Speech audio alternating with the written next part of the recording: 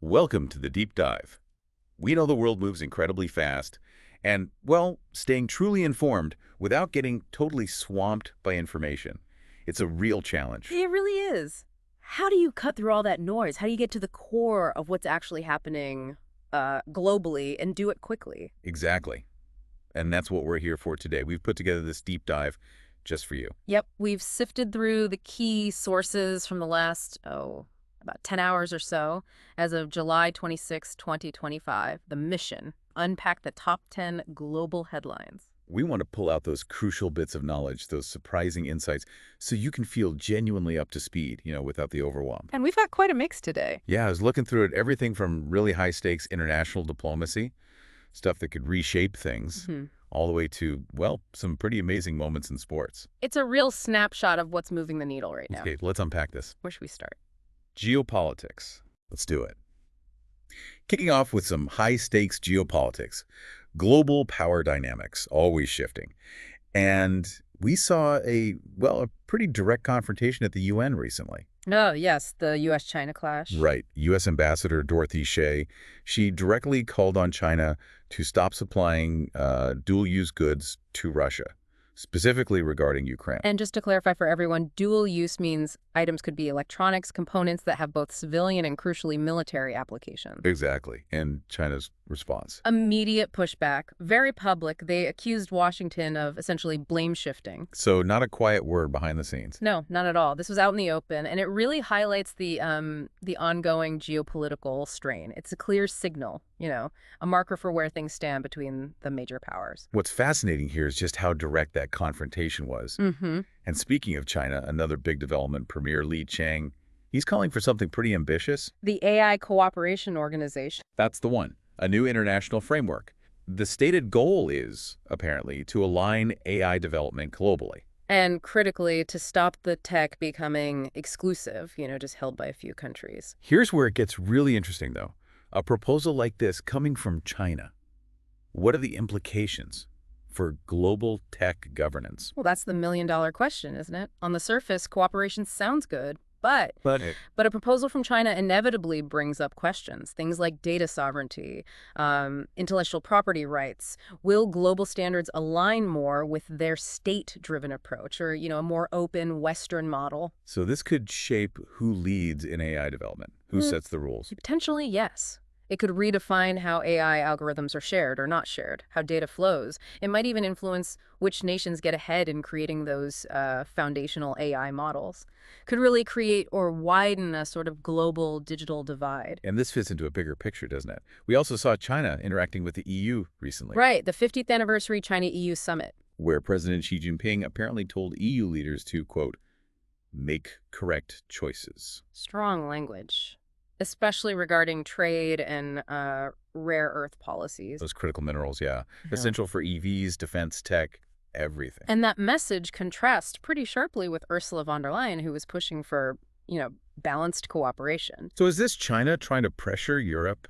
If we connect this to the bigger picture, yes. It looks like part of China's broader global strategy, putting economic strategic pressure on Europe. Trying to pull them away from aligning too closely with the U.S., perhaps? Seems likely, particularly on tricky issues like technology access and those critical resource supply chains. It's about influence. Okay, let's shift gears a bit, away from geopolitics, towards the global economic tightrope.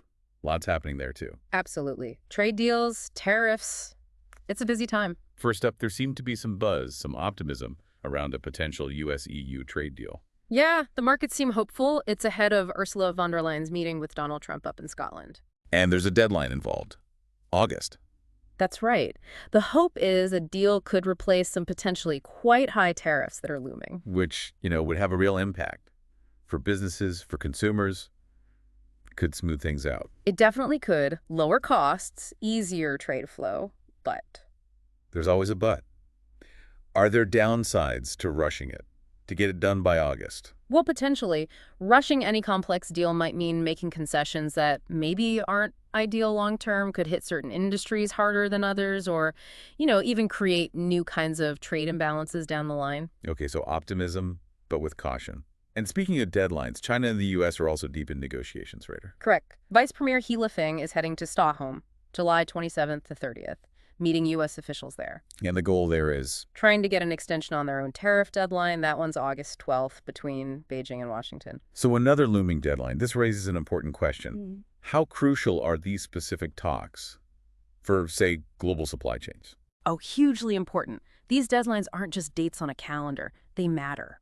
What's the potential domino effect if that August 12th deadline isn't extended? Well, think about it. An extension could ease pressure, maybe on chip manufacturers who rely on certain supply chains. But if there's no extension, tariffs kick back in. Yeah. That could ripple through all sorts of things. Consumer goods pricing could jump by the end of the year.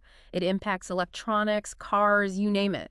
These high-level talks really do affect stuff on the shelves. And it's not just the U.S., China, and EU, is it? Trade talks are happening elsewhere, too. Definitely. South Korea, for example, Seoul is getting a new trade package ready for talks with the U.S. What's their focus? Shipbuilding cooperation, it seems. And they're also aiming for a deal before their tariff deadline, which is August 1st. Wow, okay. So it really underscores how trade negotiations are just this constant, complex, global effort. Many players involved. Absolutely. It's a nonstop process. And with all this uncertainty, trade deadlines, economic data coming out, how are the markets reacting? Well, global stock markets took a pause recently. They'd hit some record highs, but then kind of stalled. Why the pause? Investors are looking ahead to what some are calling a risk week. You've got critical economic data releases, Fed decisions coming up, and of course, all this uncertainty around the trade deadlines we just talked about. So a general climate of caution? Exactly. People are bracing for potential volatility. Even small shifts right now could trigger pretty big market reactions. Okay, one more economic point before we move on. Singapore's Sovereign Wealth Fund, GIC. Ah, yes, the GIC report. They reported a 20-year low return, just 3.8% annualized real return. That's growth adjusted for inflation, right? That's right. Pretty low for a fund like GIC over 2 decades. And adding to that, there are some concerns because they've apparently scaled back on disclosing what they actually hold, their investments. It's raised some eyebrows, less transparency. It leads to worries about public trust, doesn't it? Even in a place like Singapore, known for stability. It brings up questions about financial transparency, investor confidence. It certainly does. Especially for a major sovereign wealth fund, transparency is key for maintaining that trust. Okay, so we've covered some really complex ground geopolitics, global economics. But the world isn't just about that, is it? Not at all. There are always other significant things happening. Let's touch on 2 more headlines. First, something important on the climate front. The International Court of Justice, the ICJ, or World Court. They're preparing an advisory opinion. Right. Focused on state responsibility. Basically, what countries need to do to prevent climate harm. Now, it's important to note this opinion will be non-binding. Meaning countries don't have to follow it legally. Correct. But it's still really significant. Even non-binding opinions from the ICJ carry a lot of moral and legal weight. They help shape international law, international norms. So it could influence future climate policies, or even court cases. Absolutely. It could become a powerful reference point. It signals this growing global focus on accountability for climate change. Even if the enforcement side is still developing, it could definitely bolster climate litigation efforts around the world. Okay, interesting. And finally, something completely different. A bit of levity, maybe. Ah, yes. The sports headline. From Major League Baseball. Oakland A's rookie, Nick Kurtz. What a performance. Unbelievable, right? Tied a Major League record. 4 home runs in 1 game. And 19 total bases. In a blowout win against the Astros, no less. It's just, wow. It's all